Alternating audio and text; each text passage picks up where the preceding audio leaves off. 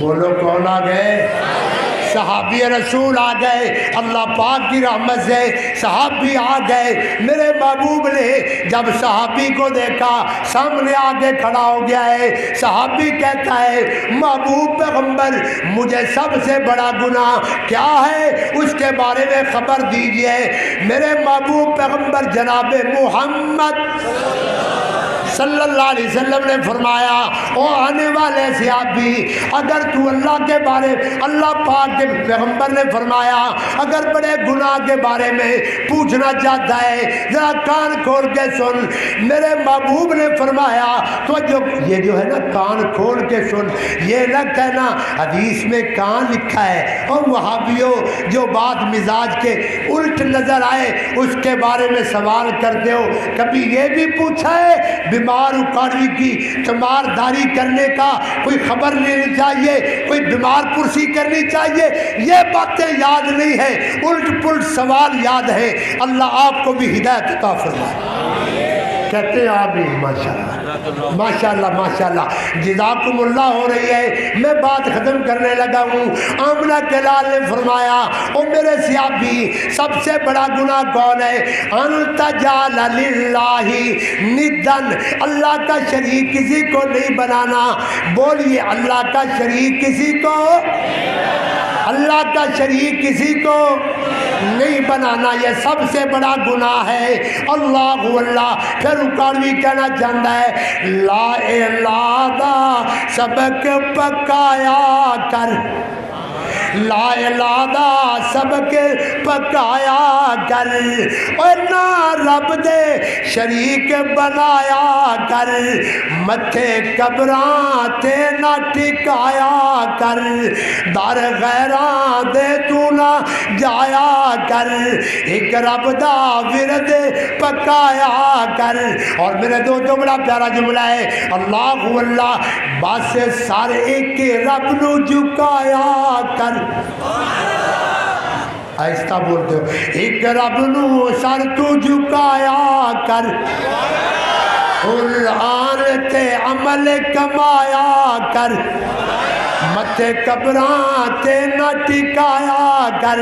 آخری حدیث ہے، آخری حدیث ہے، آخری حدیث ہے، بس بات مکمل ہونے لگی ہے۔ میرے محبوب پیغمبر جناب محمد صلی اللہ علیہ وسلم کے سامنے ایک دیہاتی ماحول کا بندہ آیا۔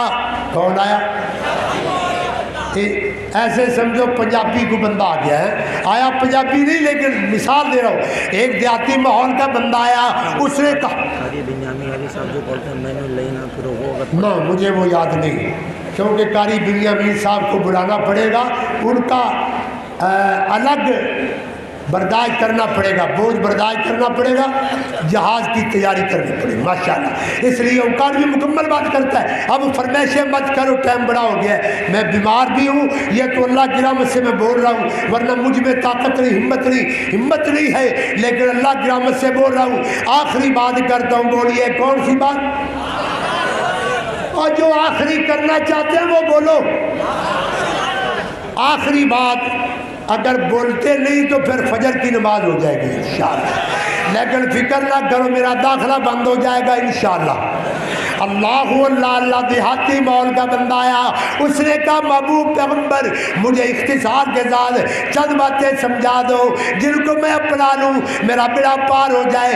میرے محبوب نے فرمایا اوے آنے والے پہلی بات یاد رکھنا، تعبد اللہ، آہستہ، تعبد اللہ، تعبد اللہ، عبادت جب بھی کرو کس کی؟ ولا تشرک بھی شیئا، اس کے شریک نہیں بنانا۔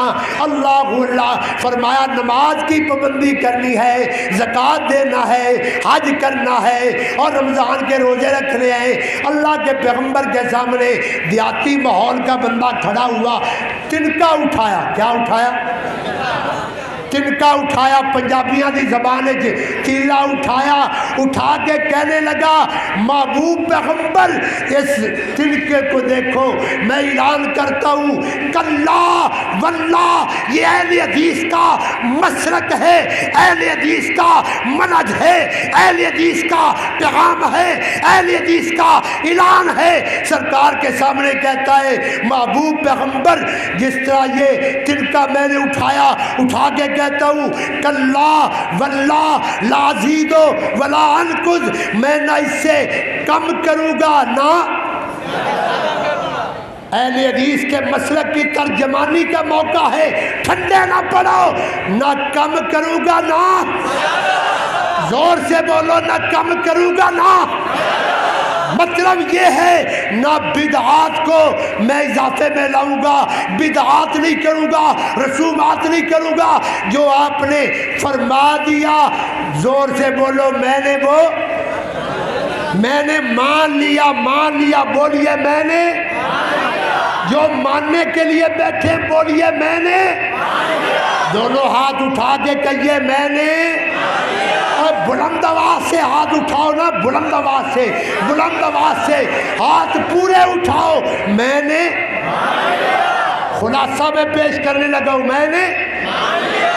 سرکار نے جب سنا مان لیا ہے کراچی والوں، نبی پاک نے خوشخبری بیان کی، فرمایا صحابیوں جو تم میں کسی جنتی کو دیکھنا چاہتا ہے وہ اس بندے کو دیکھ لے۔ معلوم ہوا صحابی اسے کہتے ہیں جو دین میں اضافہ بھی نہیں کرتا، زور سے بولو کمی بھی نہیں کرتا۔ سرکار نے فرمایا یہ جنتی ہے، بولو، سرکار نے فرمایا یہ جنتی ہے، اللہ کا کرنا، وہ سواری سے گرا شہید ہوا۔ کراچی والوں سمجھو صحابی کا مقام کیا ہے، اگر میرا عنوان ہوتا تو میں موتی پیش کرتا۔ میرے محبوب نے فرمایا جو جنتی دیکھنا چاہتا ہے اس کی طرف دیکھے، دیکھا وہ شہید ہو چکا ہے، نماز نہیں پڑھی، بولو نماز، نمازیں نہیں پڑھی، روزے نہیں رکھے، حج نہیں کیا، سب کچھ نہیں کیا، مگر زور سے بولو اس کے جنتی ہونے میں شک، آہستہ بولتے ہو، شک ہے۔ اور جو صحابہ کا منکر ہے وہ نہ بولے، جو صحابہ کا وفادار ہے وہ بولے اس کے جنتی ہونے میں شک، اس کے جنتی ہونے میں شک ہے، اور صحابی کے جنتی ہونے میں شک ہے۔ کیوں نہیں شک ہے؟ نمازیں تو پڑھی نہیں، عمرہ تو کیا نہیں، روزہ رکھا نہیں، جنتی کیسے بنا؟